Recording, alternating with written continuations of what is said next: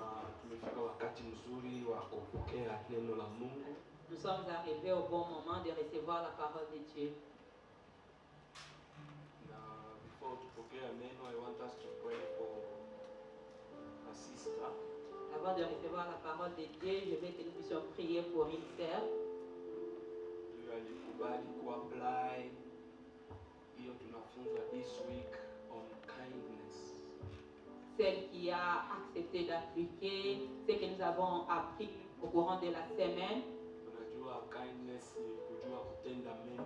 Vous savez, la bienveillance et savoir faire du bien. Savoir faire du bien. Amen. So, ukiangalia kwa all utaona imebadilika. Quand vous voyez au mur, vous verrez un changement. Wakati mtu amefanya kitu mzuri, it is good to encourage him. Quand quelqu'un a fait une bonne chose, c'est bien de l'encourager. But mostly kumubariki. Et puis souvent, la bénir. Amen. Naomba Sister Irene asimama. Nous allons demander à la sœur Irène de s'élever. Pigia makofi mazuri. Ukiona msichana kama yeye, Vous voyez une fille comme elle, kwa kazi kidogo anafanya, kwa yale anapata anasema nataka kubariki nyumba ya Bwana. qu'elle gagne et dit qu'elle veut bénir la maison de Dieu. To me as a father, it is something amazing. À moi, étant que père, c'est quelque chose d'amusant. Sometimes God can use means that you are not expecting. Des fois, Dieu peut utiliser des moyens que tu ne t'attendais même pas. Yeah, kusema ukweli kama binadamu, À vrai dire, comme un homme, un être humain, I was not expecting kuona Irene anafanya kitu kama hiyo. je ne m'attendais pas de voir Irène faire cette chose. Amen. Nataka tu just raise your right hand. Mais c'est ma que tu puisses lever ta main droite. Alikuwa na Sarah alikuwa na support. Sarah alikuwa Sarah aussi l'avait soutenue. Où est-elle? Elle n'est pas venue. Levez-vous tous. Wale walimsaidia msimame tuombe. Father, in the name of Jesus, Père, au nom de Jésus, thank you for your daughter Irene or Irene, merci pour ta fille Irène, who has accepted to honor you and give beauty to the church. qui a accepté de t'honorer en donnant la beauté à l'église.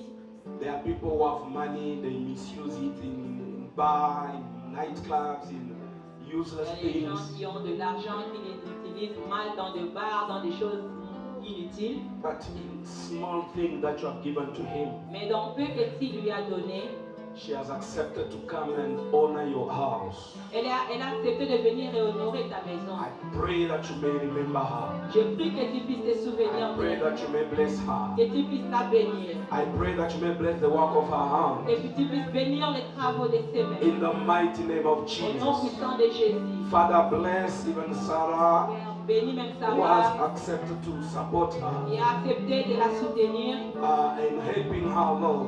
et en l'aidant. Even our sister Within. Même notre sœur, I pray that you may show up in their je lives prie que tu puisses apparaître dans leur vie and bless her, Lord. et bénis les Seigneur. In the mighty name of Au Jesus nom Christ. puissant de Jésus-Christ. I pray that you may raise more and more people who can have such a heart Je prie que tu puisses susciter beaucoup de gens qui ont ce cœur, to see the need of the work of the Lord de voir le besoin de l'œuvre de Dieu and cover it et de couvrir for the glory of your name. pour la gloire de ton nom. In the mighty name of Au Jesus. nom puissant de Jésus. Let the Lord release over your life financial breakthrough. Que l'Éternel libère dans vos vies la percée Let financière. the Lord fulfill the desires of your Que heart. l'Éternel accomplisse les désirs de vos cœurs. Let the Lord bless you even with a right and correct man of your life. Que l'Éternel vous bénisse avec de bons maris. In the mighty name of Au Jesus. nom puissant de Jésus. We give glory to Nous Jesus. donnons gloire à Jésus. And all of us we say amen, Nous amen. disons Amen, Amen, Amen. You can have your seat. Vous pouvez vous asseoir.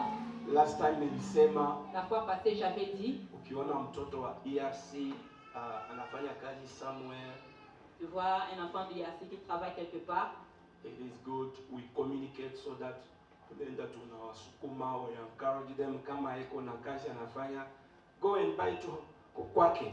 nous Na devons support toujours nyumba se ya Bwana. communiquer afin de se soutenir les uns les autres et encourager ceux qui travaillent pour aussi soutenir l'œuvre de Dieu. Amen. Irene amefungua ka saloon, not saloon but hair shop Irène a ouvert un salon de coiffure hapa Greenspan. juste ici à Greenspan. Ukiona kuna ma containers hapo wamejenga vizuri hapo just opposing Tuskys. Il y a des conteneurs qu'on a bien construits là, juste opposé les Tuskys. Amefungua hapa na ameanza kidogo. Elle a commencé petit. Sasa nini ba ma brothers Mungu hapa because hiyo ni ya wanaume. Le frère qui wanaume ndio wana chef huko lakini ni yake. Vous pouvez aller là-bas parce que ce sont les hommes. Wewe uko karibu hapa unaweza enda huko na kuja na sema nimekuja kusupport kwa ni chef hapa. Tu peux aller là-bas dire que je viens te soutenir qu'on me coiffe ici. Amen. Hata kama unajua kazi nyingine unafanya na kanisa hicho, let us know so that tukuje tukusupport. Si tu es en train de faire quelque chose et que l'église n'est pas au courant, viens nous le dire, comme ça nous allons aussi te soutenir. Amen. Pigia Yesu makofi. Acclamons Jésus.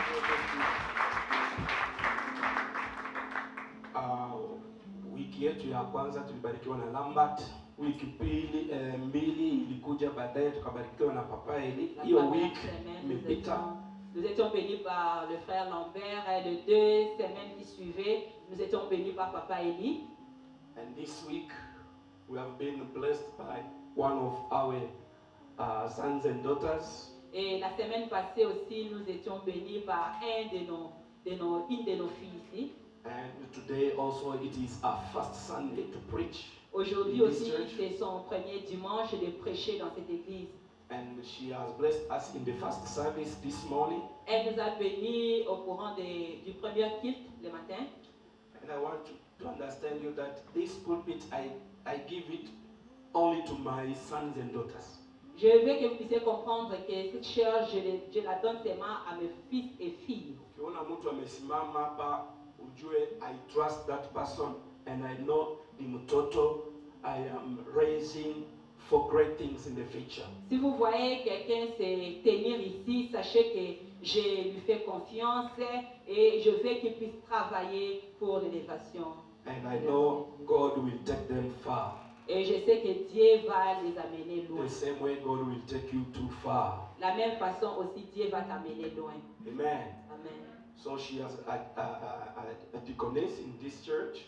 Elle est une diacre dans cette église, une diaconesse dans cette église. Anafanya pia kazi in the department of ladies ama women ministry. Elle travaille aussi dans le département de maman. She's also an intercessor. Elle est aussi un intercesseur. And she's well committed to the things of God. Elle se donne vraiment aux choses de Dieu. So bila kupoteza muda, sans perdre le temps, I will ask our sister Anastasia Moini. Je vais appeler notre sœur Wakati anakuja,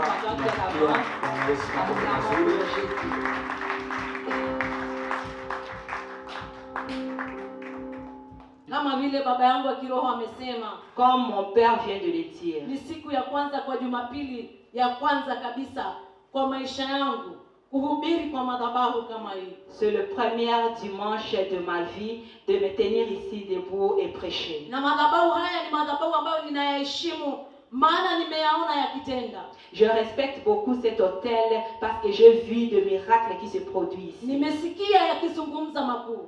J'ai entendu parler de bonnes choses ici. Na ndiposa sijui kama mnaweza elewa jinsi ninavyojihisi. Je ne sais pas si vous pouvez comprendre ce que moi je sens. Na ndiposa kwa wakati huu kwa unyenyekevu mwingi. C'est pourquoi à ce moment avec beaucoup d'humilité, siwezi simama mahali baba yangu anasimamanga. Je peux pas me tenir là où mon père se tient. Bila kumheshimisha mahali hapa.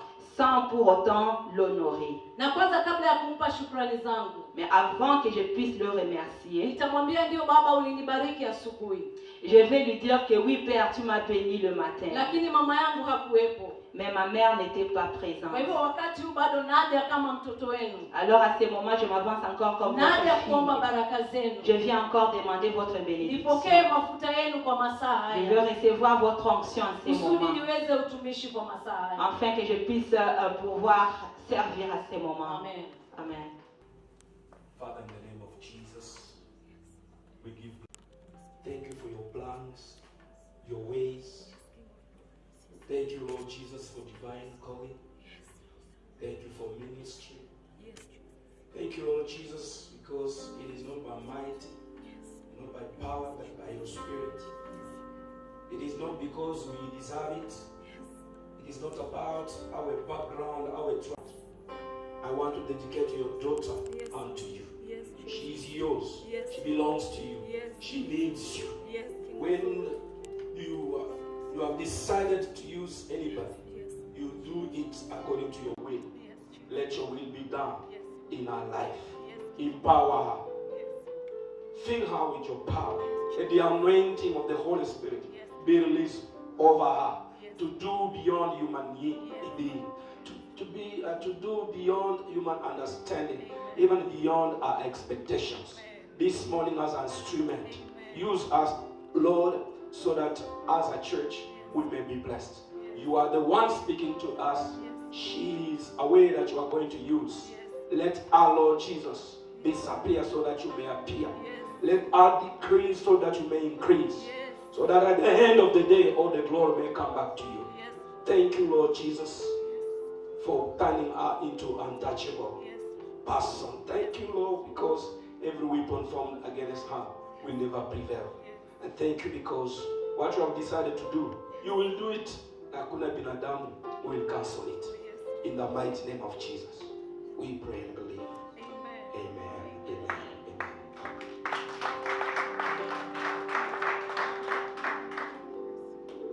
Haleluya. Amen. Kwa sababu ya baraka hizo, À cause de cette bénédiction, naomba tukampe huyu Yesu sifa. je veux que nous puissions glorifier Tukampe Jésus. shukrani. Que nous puissions le Shangwe na vigelegele, shangwe na vigelegele. Shangwe Shangwe na vigelegele, vigelegele kwa Bwana Yesu. Anastahili sifa. Ambua tumpe Bwana shangwe. Beaucoup de fois, quand on nous demande de pousser des cris de joie pour Dieu, Hatuelewi ukuu wa sifa kama hizo. nous ne comprenons pas la grandeur de cette louange. Kumbuka ilikuwa ni kelele kama hizi. Rappelez-vous que c'était des bruits comme celui-ci. Ilikuwa ni shangwe kama hizi. C'était des cris de joie comme celui-ci Ambazo zilileta kuta za Yeriko chini. qui avait fait que le mur de Jéricho puisse tomber. Haikuwa ni nguvu ya tractors. C'était pas la force du tracteur. Ilikuwa ni nguvu ya kelele na shangwe kwake Mungu. C'était la force de cris de joie et de louange à Dieu. Ndio iliyoleta kuta za Yeriko chini. C'est ce qui avait écroulé le mur de Jéricho. Kwa hivyo wakati wote unasikia ni wakati wa shangwe na vigelegele.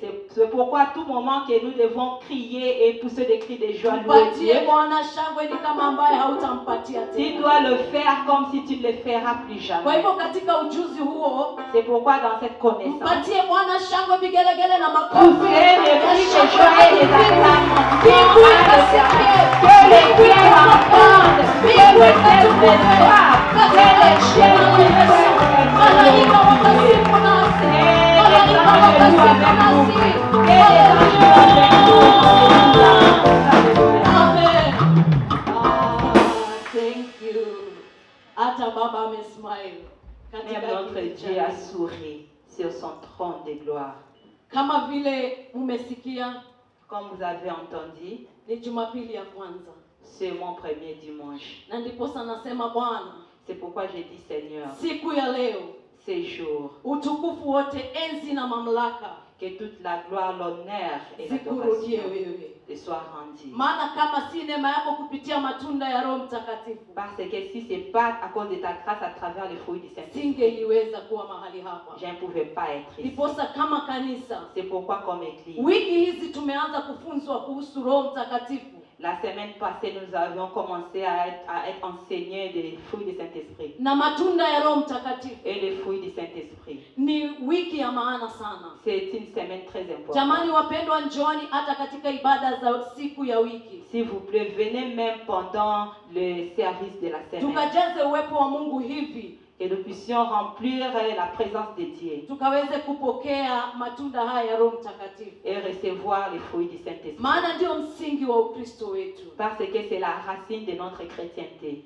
Kama vile tumepatiwa summary, Comme Papa vient de nous donner la révision, tulianza na tunda la upendo, on a commencé avec le fruit d'amour. tukafunzwa tunda la furaha, On nous a appris des fruits de la paix ou de la joie. tukajifunza tunda la amani, On a encore appris du fruit de la paix, tukafunzwa tunda la uvumilivu. le fruit de la patience. Siku ya leo tunaenda kujifunza kuhusu tunda la utu wema. Aujourd'hui, nous allons parler du fruit Utu de la wema bienveillance. ambao ndio kindness. La bienveillance. Na nilipokuwa najaribu kuchambua kuhusu masomo haya, quand j'ai essayé de comprendre ces enseignements, niliweza kuangalia katika dictionary kwanza nikaweze kuelewa what is kindness. j'avais essayé de regarder dans les dictionnaires pour comprendre qu'est-ce qu'est la bienveillance. Nikapata dictionary inatufunza kindness is a condition Et j'ai vu que le dictionnaire nous dit la bienveillance est une condition of habit of giving charity, of being a giver. Condition d'avoir l'habitude de donner la charité ou bien être un donneur. Na mara nyingi kama wanadamu tunaposikia giving charity or being a giver, souvent, étant qu'être humain, quand on parle de la charité ou bien être un donneur, tunawazia fedha, nous pensons toujours à l'argent, tunawazia mahali, aux biens matériels, zawadi za hali na mali. de cadeaux ou de différents cadeaux. Hizo zote ni sawa kabisa. Tout ça c'est bien.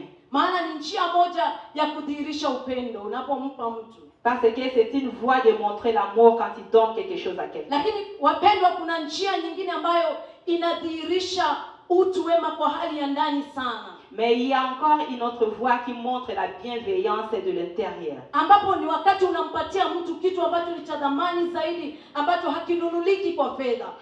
Quand il donne à quelqu'un quelque chose de très important qu'on achète avec l'argent. Kitu kama kumpatia mtu upendo. Par exemple, donner quelqu'un l'amour. Maana kwa hii dunia wapendwa, kuna wengi hawajahisi upendo. Parce que sur cette terre, il y a beaucoup de gens qui n'ont pas expérimenté l'amour. Mimi hapa ni mtoto ambaye sijahisi upendo wa baba. Tel que moi, je n'ai pas expérimenté l'amour du père. Maana sikuweza kulelewa kwa baba mzazi. Parce que c'est pas mon père biologique qui m'avait élevé. Mimi ni mtu nimelelewa na single mother. Moi, j'ai été élevée par une femme seule. Na siku ya leo ndiposa unaona nikiheshimika sana nikimuita baba hapa, my father and my mother. C'est pourquoi vous voyez aujourd'hui, j'honore mon père et j'honore ma mère. Maana kupitia wazazi hawa nimehisi upendo wa baba kwa maisha yangu. Parce qu'à travers ce parent, j'ai expérimenté l'amour du père dans ma vie. Wazazi hawa wamenikumbatia jinsi sijawahi kumbatiwa kwa maisha. Ce parent m'a embrassé tel que je n'ai jamais été embrassée dans la vie. Nikiwa karibu na wao nimehisi upendo wa Yesu. Quand je suis auprès d'eux, je sens vraiment l'amour de Jésus. Na kumbuke upendo huo ni tunda moja la Roho. Et ces fruits, c'est un des fruits du Saint-Esprit. Ndiposa unaona ni vyema zaidi kutaka kujua kuhusu matunda ya Roho ni nini, ndiposa tukaweze nasi kuwa tunasambaza katika ulimwengu matunda haya. C'est pourquoi c'est très important de connaître l'importance des fruits du Saint-Esprit, en fait qu'à notre tour, nous puissions aussi les donner au monde. Tukasema zawadi nyingine ya maana ya kumpatia mwanadamu ni tumaini. Et un vrai cadeau encore de donner à un être vivant, c'est l'espoir. Ama hope. L'espoir. Maana ni watu wengi sana wamekata tumaini kwa maisha. Parce qu'il y a beaucoup de gens qui sont désespérés dans la vie. Shida ni mingi, magumu ni mengi. Beaucoup de problèmes, beaucoup de difficultés. Wakati kama huu ambapo tunapitia hii pandemic ya corona. Le temps comme celui-ci que nous traversons, des moments difficiles de le corona. Watu wengi wamekata tamaa. Beaucoup de gens sont désespérés. Watu wengi wamepoteza wapendwa wao. Beaucoup de gens ont perdu leur bien-aimé. Watu wengi wamefutwa makazi. Il y a de ceux qui sont renvoyés du travail. Wengi wamegonjeka. Il y a de ceux qui sont tombés malades. Ukipatana na mpendwa kama yule ukaweza kumpatia tumaini, umwambie there is still hope, bado hujafika mwisho, umempatia cha thamani. Quand tu croises quelqu'un comme celui-là, c'est un bon moment de l'encourager et de lui dire qu'il y a encore de l'espérance. Kingine ni kujazwa na upendo wa furaha ya Roho Mtakatifu. C'est aussi être rempli de la joie du Saint-Esprit. Kuna mtu kwa maisha anahitaji just that smile. Il y a quelqu'un qui a seulement besoin de ce sourire. Unaweza kuwa labda unatoka kwako kwa nyumba. Tu peux peut-être sortir de ta maison. Unakutana na mwenzako barabarani. Et tu croises ta sœur ou ton frère. Ujui usiku mzima amepitia nini. Tu sais pas ce qu'il a expérimenté pendant toute la nuit. Ujui amepitia uchungu wa aina gani. Quelle difficulté il est en train de traverser. But when you give the joy of the Lord through a smile. Mais quand tu lui donnes la joie de l'Éternel à travers une sourire, ou bien peut-être la salutation du matin, comment ça va? Tu as guéri le cœur. Peut-être que tu as guéri une plaie qu'il a eue la nuit. That is why it's very important to learn the gifts of the Holy Spirit. C'est pourquoi c'est très important d'apprendre les fruits du Saint-Esprit, les dons du Saint-Esprit. Na tukawazia kwamba mahali ambapo kuna matunda ya Roho. Et nous avons encore parlé que là où il y a les fruits du Saint-Esprit, Mahali popote unaona matunda kuna mti. partout où tu vois les fruits, c'est qu'il y a un arbre. Maana matunda hayamei kwenye mawe ama ukuta. Parce que les fruits ne poussent pas sur le pierre ou bien le Matunda mur, hayamei chini. ou bien sur le sol, Matunda yanachipuza kwenye mti. mais ça pousse toujours sur un arbre. Na tukamuona Roho Mtakatifu Et nous avons aussi parlé du Saint-Esprit, akiwa kama matunda yale. qui est lui-même ce fruit. Ni kumaanisha mti huu wa uzima ambaye ni Yesu Kristo, Cela veut dire que cet arbre de vie qui est Jésus-Christ, ambaye Biblia inasema yeye ni mti wa mzabibu, que la Bible nous dit que c'est lui-même qui est le vigne, na baba yake ndiye mkulima anayepalilia mti huu. et son père c'est le vigneron qui est en train de s'articuler autour de cet arbre.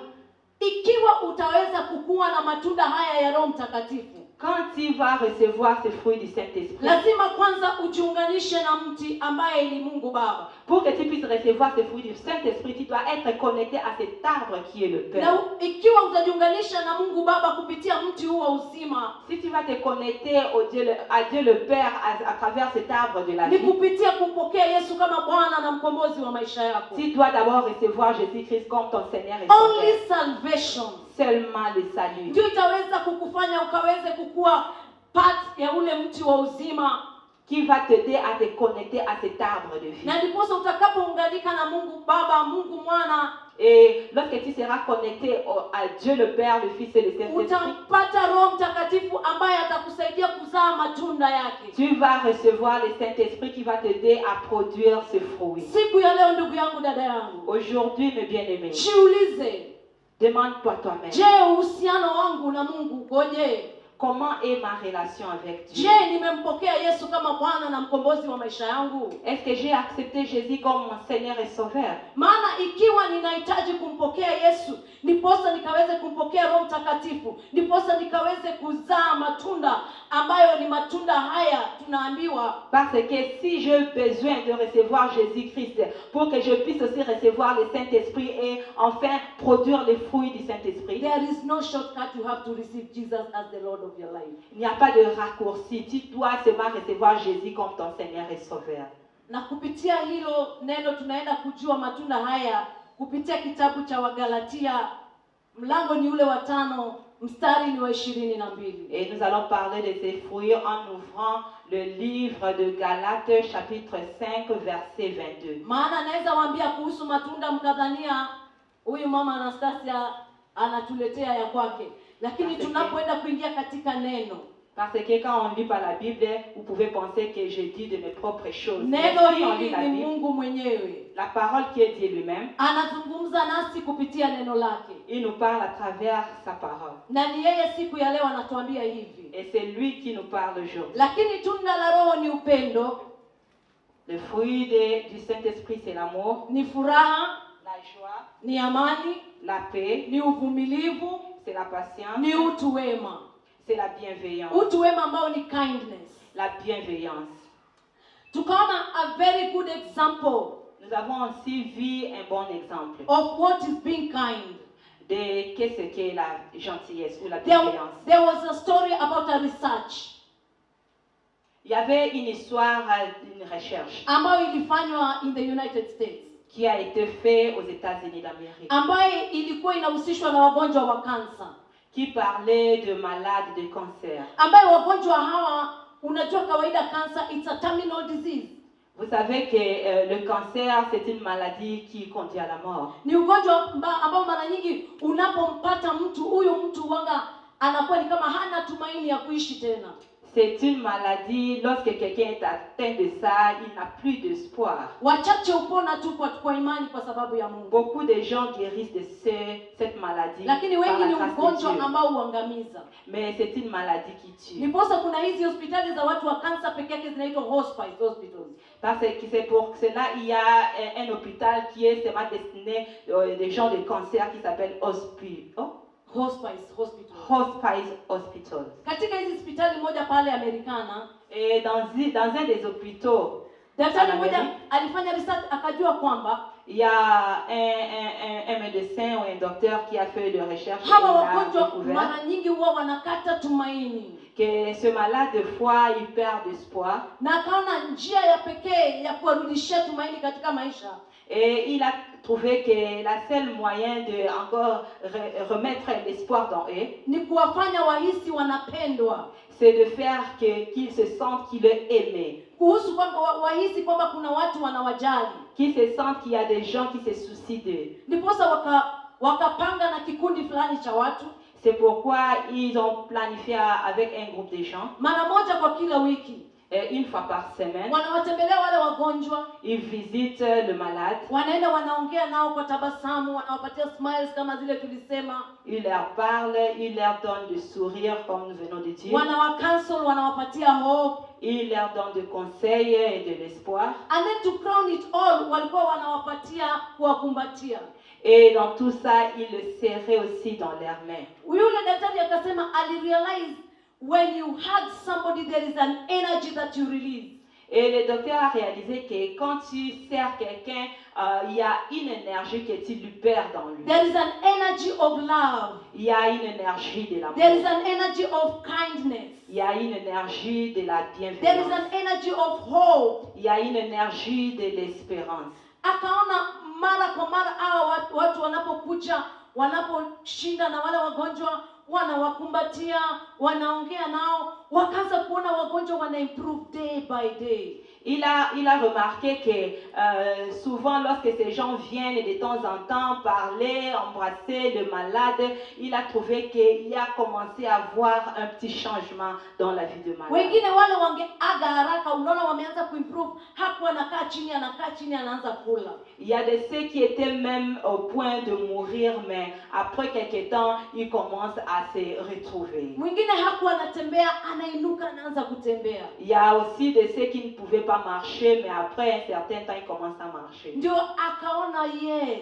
Et il a maintenant dit oui. In showing kindness, En montrant la bienveillance, in loving people, en aimant les gens, there is power, il y a la puissance, there is healing, il y a la guérison, there is deliverance, il y a la délivrance, there is people being set free. il y a la Kwa libération. sababu magonjwa mengine ni mafungo ya shetani. Parce que d'autres maladies sont de prison du diable. Mara nyingi wapendwa, kama Wakristo Souvent, mes bien-aimés, étant que chrétiens, tunaye adui ambaye daima na wama anataka kutugandamiza, nous avons un ennemi qui veut nous détruire. na mara nyingi anatufunga kwa magonjwa, Et souvent, ils nous mettent en prison de maladie. anatufunga kwa shida, Ils nous mettent en prison de problèmes. ndiposa akaweze kuiba furaha ya maisha yako, Pour qu'ils puissent voler la joie de nos vies. ndiposa akaweze kuiba tumaini katika maisha yako. Qu'ils puissent voler l'espérance de ta Na vie. ndiposa siku ya leo neno la Mungu linatufunza kwamba C'est pourquoi aujourd'hui la parole de Dieu nous apprend katika kuwa na uhusiano na Mungu, en ayant une relation avec Dieu, katika kumpokea Yesu kama Bwana na mkombozi wa maisha yako, en recevant Jésus comme étant ton Seigneur et Sauveur, atakapopisha katika roho yako na unamfungulia, lorsqu'il va frapper à la porte de ton cœur et que tu ouvres, atakapoingia ndani yako, et lorsqu'il va entrer dans ton cœur, wataingia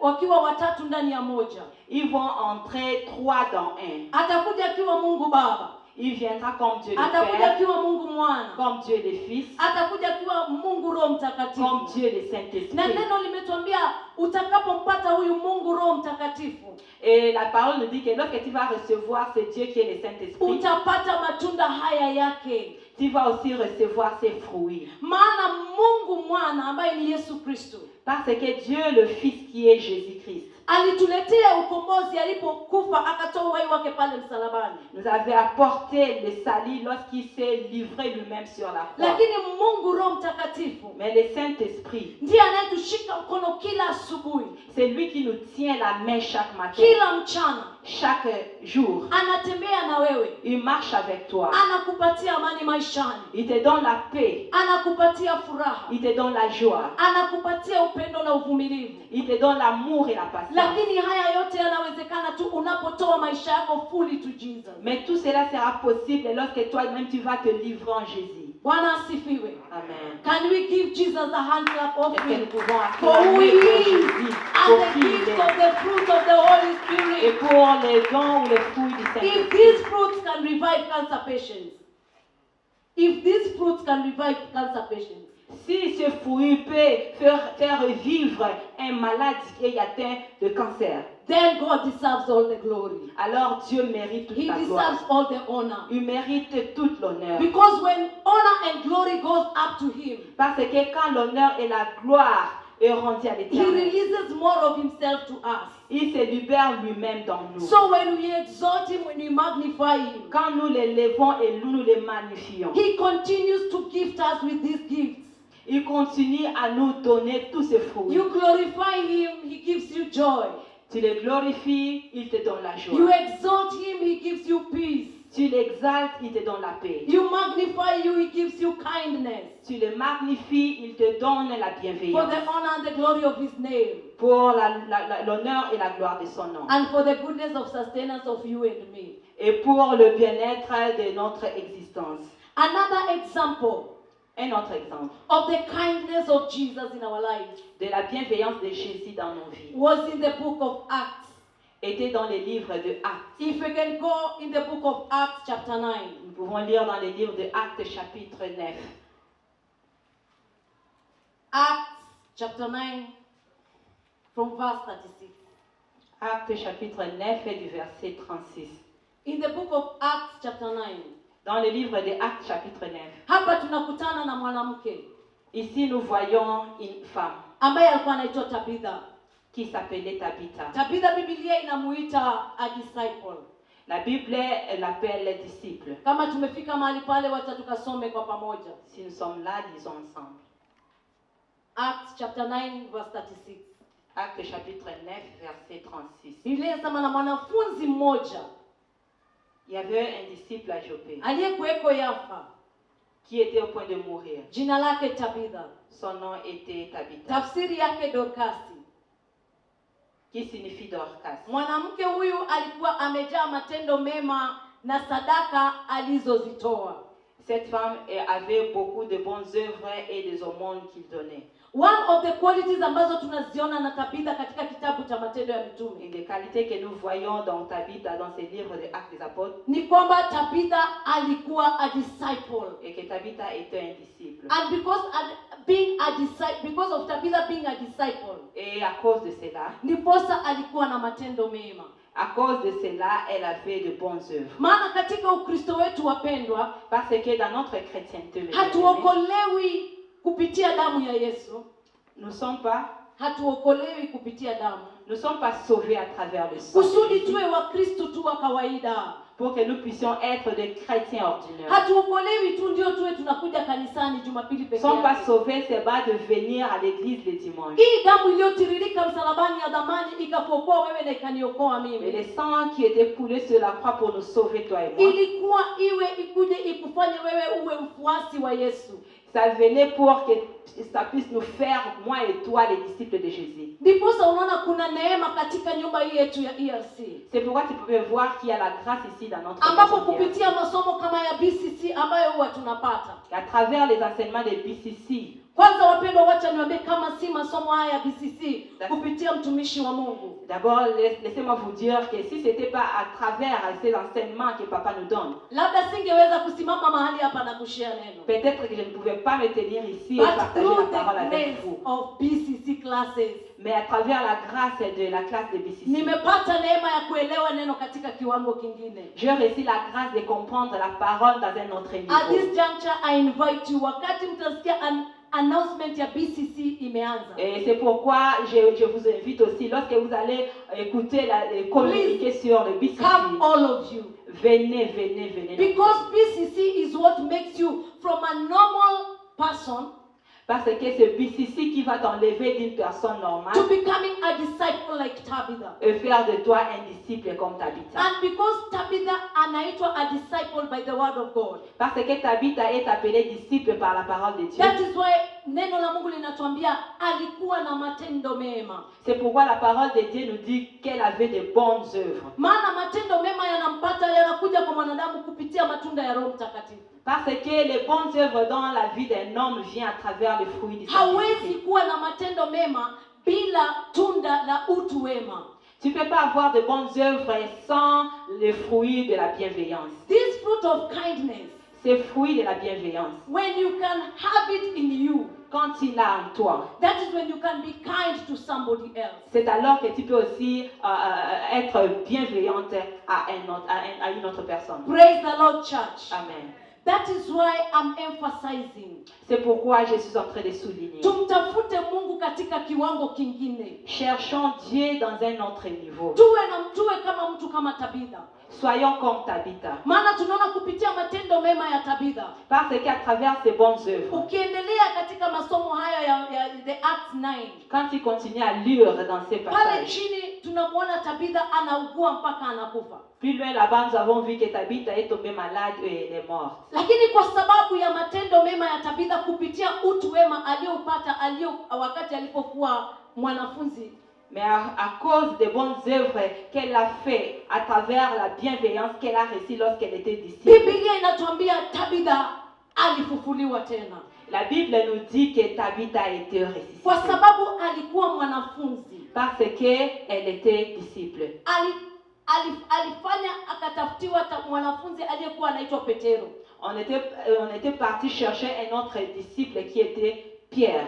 Why is Peter being called? Pourquoi est-ce qu'on est allé appeler Pierre? Kwa sababu ya kifo cha Tabitha. À cause de la mort de Tabitha. It's because of relationship. C'est à cause de la relation qu'elle avait. That is why to emphasize our relationship with Jesus. C'est pourquoi nous insistons sur notre relation avec Jésus. Because maisha ya mwanadamu, Parce que la vie d'un homme, utamuona Mungu zaidi kulingana na uhusiano ulio nao wewe na yeye. tu vas voir Dieu de plus à travers la relation que tu as avec lui. Tumeona kupitia uhusiano wetu na Yesu. Nous avons notre relation avec Jésus. Ndio tunapata matunda haya. À cause de notre relation avec Jésus, c'est comme ça que nous prenons, nous recevons ses fruits. Matunda haya ya Roho Mtakatifu yalipokuwa ndani ya Tabitha, Quand les fruits de Saint-Esprit étaient dans Tabitha, yaliweza kuzungumza kwa niaba yake mbele ya kiti cha enzi. ça déclarait à sa faveur devant le trône de la Kwa gloire. sababu kama Tabitha was not connected, Parce que si Tabitha n'était pas connectée, Peter hangelikuja kumwombea. Pierre ne pouvait pas venir et prier pour elle. Hangeliweza kuja kumtoa katika kitanda cha mauti. Il ne pouvait pas venir et tenir sa main pour qu'elle puisse Ukiangalia recevoir la katika guérison. mji huo wa Jaffa, Si tu regardes dans cette cité de wakati Joppe, Tabitha aliaga, quand Tabitha était mort, kulikuwa na wengi sana waliaga wakati ule. il y avait aussi beaucoup de personnes qui étaient Kulikuwa na mortes à ce wengi sana walikuwa moment-là. wagonjwa wakati Il ule. y a aussi beaucoup qui souffraient, qui Lakini étaient malades. hawakufufuliwa wakarudi uhai tena. Mais ils n'étaient pas ressuscités pour Ndugu revenir en yangu, vie. dada yangu, Mes bien-aimés, sijui leo hii unamtaka Mungu kwa sababu ya nini kwa maisha yako. je ne sais pas pourquoi as-tu besoin de Dieu Sijui aujourd'hui ni dans ta yapi vie. unayoyapitia Je katika ne sais maisha pas ce yako. que tu traverses dans ta vie. Sijui ni magumu yapi. Je ne sais pas quelle Lakini difficulté. ndiposa umuone Yesu akija your direction. Et pour que tu puisses voir Jésus venir dans ta direction, Lazima na wewe kwanza umechukua hatua kumsongea il Yesu. faut que toi-même tu puisses prendre la décision de t'approcher. à Jésus. Lazima kwanza wewe umechukua hatua ya kutengeneza uhusiano wako na Il Yesu. faut que tu puisses prendre la décision d'arranger cette relation avec Jésus. Siku ya leo mimi nikitoka hapa na huyu dada yangu, Aujourd'hui, si je quitte ici avec ma sœur to travel mpaka kwao pale Kongo. et nous allons chez eux au Congo, Tukiingia pale kwa boma, quand nous arrivons chez eux tukifika kwa gate, et nous arrivons au Sister portail, Judy awe amebaki mahali nyuma kidogo anafunga kiatu. si la sœur Judith reste un peu derrière pour arranger les Mimi choses, nikifika pale, et si moi j'entre et j'arrive chez eux, the first thing nitaulizwa, la première chose qu'on va me na demander, wewe ni nani? qui es-tu? Tukusaidie aje? Comment pouvons-nous t'aider? Bwana sifiwe. Amen. Lakini if today tunaweza enda na my sister here hand in hand, Si nous pouvons aller ensemble aujourd'hui avec ma sœur, immediately atafika kwa mlango wa kwao, dès qu'elle va arriver à le mlango portail, utafunguliwa. le portail sera ouvert. Kwa nini? Pourquoi? The relationship she has with the family. C'est à cause de la relation qu'elle a avec sa famille. I don't have the same relationship. Et je n'ai pas la même relation. Tukiingia pale kwa boma yao, Quand nous entrons dans leur village, Judy can go to the kitchen. Judith peut aller jusqu'à la cuisine. Judy can go to the bathroom. Elle peut aller à la douche. Judy can access the bedroom. Elle peut même aller dans la chambre. But me, I can't. Mais moi, je ne peux pas. Why? Pourquoi? The relationship. La relation. Brothers and sisters, Mes bien-aimés, wacha tukatengeneze uhusiano wetu na Mungu. arrangeons notre relation avec Dieu. Ndiposa siku moja katika katika ile mlango ya kuingia katika uwepo wa mbingu. Pour qu'un jour, devant la porte d'entrée dans le royaume de Dieu, Tusifike pale que ça ne soit pas que lorsque nous arrivons là, tukaulizwa, ndugu wewe ni nani? on te demande qui es-tu frère, Dada wewe ni nani? qui es-tu sœur. Maana kulingana na vile unaonekana, Parce que la façon dont tu es, hauna dalili hata za matunda ya Roho tu Mtakatifu. n'as même pas les signes de fruits du Saint-Esprit. Hauna hata dalili ya utu wema. Tu n'as même pas les fruits de la Ama bienveillance. angalau tunda moja linaweza enda pale kwa mlango liseme alikuwa nami, kwa hivyo akaribie ndani. Au moins, un fruit peut te défendre là à la porte et dire que non, j'étais avec lui. Fais-le Tuache entrer. kumchukua Yesu mzaha. Arrêtons de prendre Jésus à la légère. Janga limetupata kwa wakati huu wa corona. Les difficultés ont trouvé dans ces moments de corona. Wapendwa, ukiona wakati Mais bien aimé, quand tu vois, kuna vita baina ya familia na familia, il y a la guerre entre familles, deux familles, jua hiyo ni rank ya vita ya family. sache que ça c'est une sorte de combat de famille ou de Ukija bataille de famille. kuna vita baina ya nchi moja hadi nchi nyingine, Mais si tu vois la guerre entre deux pays, jua hiyo ni vita ya wafalme wa nchi mbili. ça c'est le genre de combat entre deux présidents ou deux rois. Lakini ukiona vita imefika kiwango cha dunia nzima, Mais si tu vois la guerre qui est maintenant partout dans le monde, tumemgusa Bwana wa mabwana, cela veut dire que nous avons touché le Seigneur des Seigneurs. tumemkasirisha mfalme wa wafalme. Nous avons énervé le roi des rois. Na ndiposa wakati huu kanisa, C'est pourquoi à ce moment, l'Église, ikiwa kuna jambo ambalo linahitajika zaidi, s'il y a une chose qui est très importante, ni kuwa na utu wema ndani yetu. c'est d'avoir la bienveillance dans nous. Maana tutakapokuwa na utu wema ndani yetu, Parce que lorsque nous aurons la bienveillance dans nous, tutapendana wenyewe kwa wenyewe, nous allons nous aimer les uns des autres. tutasameheana wenyewe kwa wenyewe, Nous allons nous pardonner les uns des autres. tutatembea pamoja, Nous allons marcher ensemble. na katika umoja wetu Et dans notre unité, tutaitana kwa mkutano, nous allons aussi faire de réunions tuambiane tumemkosea baba yetu, et dire que nous avons offensé notre twende Dieu. kwa magoti tukatubu. Allons à genoux et demandons Maana pardon. tunahitaji kutubu Parce que nous avons vraiment besoin de demander tukaweze pardon. kukutana na rehema ya Mungu. Pour que nous puissions croiser la grâce et la miséricorde de Na Dieu. njia moja ya kusaidika kuweza kuvunjika moyo na kububujika mbele ya Mungu Et la façon, la seule façon de s'humilier devant ni Dieu, kwenda mbele za Bwana tumwambie, c'est aller devant l'Éternel et lui dire, Baba, tumekukosa, Père, nous t'avons offensé, tumekuacha nyuma, nous t'avons laissé derrière, tumemdharau roho wako. nous avons méprisé ton esprit. Jioni, asubuhi ya leo, afternoon ya leo, Ce matin ou cet après-midi, kanisa, naomba twende tukajifungue mbele za Mungu. Église, je veux que nous puissions nous offrir, Naomba devant Dieu. twende mbele ya kiti cha enzi. Que nous puissions aller devant son trône. Inuka kwa miguu yako, Tu peux te mettre debout là où tu es. tukamwambie Bwana, tumesikia kuna matunda ya Roho Disons que Dieu, nous avons entendu ambayo parler de fruits du tunahitaji kwa maisha Saint-Esprit yetu. que nous avons besoin dans nos vies. Hatuwezi bila wewe Mungu. Nous ne pouvons pas sans toi. Fungua kinywa chako kamwambie Roho, Bwana, Ouvre ta bouche et ninakuhitaji. commence à dire au Saint-Esprit Roho que j'ai Bwana, besoin de toi. ninahitaji ujazo wako, J'ai besoin que tu puisses me ninahitaji remplir. huruma yako, J'ai besoin de ta miséricorde. ninahitaji msamaha J'ai wako, besoin de ton pardon. ninatubu kwa niaba ya nchi, Je réponds en faveur, je me réponds ninatubu en kwa faveur niaba du ya pays. Je me ulimwengu. réponds en faveur du monde. Fungua